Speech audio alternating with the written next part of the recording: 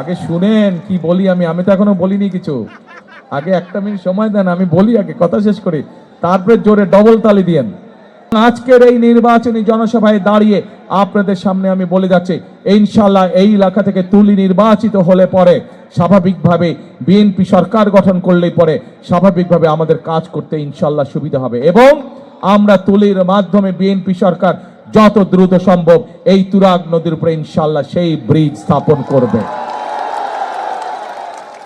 মাদ্রাসা মক্তবের খতিব সাহেব, ইমাম সাহেব, মুয়াজ্জিম সাহেবরা সহ অন্য ধর্মের যারা ধর্মীয় গুরু আছেন, এই মানুষগুলোর অধিকাংশই বিভিন্ন সময় মানবেতর জীবন যাপন করে থাকেন।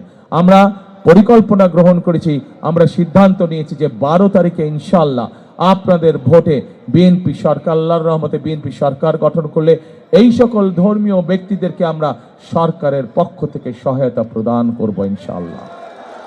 প্রিয় ভাই বোনেরা, আপনাদের এই এলাকায় একটি বিশাল বড় সমস্যা রয়েছে। সেই সমস্যাটি হচ্ছে বনগাঁও এবং কাউন্দিয়া ইউনিয়নের জনগণের চলাচলের নির্বিঘ্নে চলাচলের জন্য তুরাগ নদীর উপর একটি ব্রিজ। প্রিয় ভাই বোনেরা, আগে শুনেন কি বলি আমি তো এখনো বলিনি কিছু। আগে একটা মিনিট সময় দেন, আমি বলি, আগে কথা শেষ করি, তারপরে জোরে ডবল তালি দিয়েন, প্রিয় ভাই বোনেরা, বিগত 16 বছর আমরা দেখেছি মেগা প্রজেক্টের নামে মেগা উন্নয়ন হয়েছে, জনগণের কোনো উন্নয়ন হয়নি, জনগণের ভাগ্যের পরিবর্তন হয়নি। মেগা প্রজেক্ট হয়েছে, হাতে গোনা কিছু লোকের উন্নয়ন হয়েছে। যেখানে মেগা প্রজেক্ট করলে তাদের মেগা পকেটগুলো মেগা অর্থ দিয়ে ভরে, সেখানেই তারা মেগা প্রজেক্ট করেছে। কিন্তু আজকে যে দাবি এই এলাকার মানুষ উপস্থাপন করেছে, বনগাঁও যে তুরাগ নদীর ব্রিজ, এই ব্রিজটি যদি করা হয় তাহলে লক্ষ লক্ষ মানুষের উপকার হবে। এবং আজকের এই নির্বাচনী জনসভায় দাঁড়িয়ে আপনাদের সামনে আমি বলে যাচ্ছি, ইনশাআল্লাহ এই এলাকা থেকে তুলি নির্বাচিত হলে পরে স্বাভাবিকভাবে বিএনপি সরকার গঠন করলেই পরে স্বাভাবিকভাবে আমাদের কাজ করতে ইনশাআল্লাহ সুবিধা হবে, এবং আমরা তুলির মাধ্যমে বিএনপি সরকার যত দ্রুত সম্ভব এই তুরাগ নদীর উপরে ইনশাআল্লাহ সেই ব্রিজ স্থাপন করবে। প্রিয় ভাই বোনেরা, এই আস্তে আস্তে স্লোগান দিও না ভাই, তুমি স্লোগান দিলে আমি বক্তৃতা ভুলে যাব।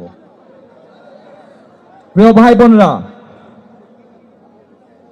জুলাই শহীদদের আত্মত্যাগের বিনিময়, তুলির ভাইয়ের মতন শত হাজারো ভাইয়ের, সুমনের মতন, তাদের মতন গুম হয়ে যাওয়া মানুষগুলোর আত্মত্যাগের বিনিময় আজকে বাংলাদেশের মানুষ তথা আমরা আজকে আমাদের ভোটের অধিকার ফিরে পেয়েছি, আমরা আমাদের কথা বলার অধিকার ফিরে পেয়েছি।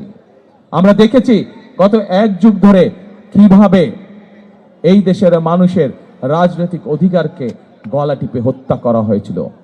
প্রিয় ভাই বোনেরা, তাদের বিরুদ্ধে জনগণের অবস্থান কি হয়েছে আমরা 5ই আগস্ট দেখেছি।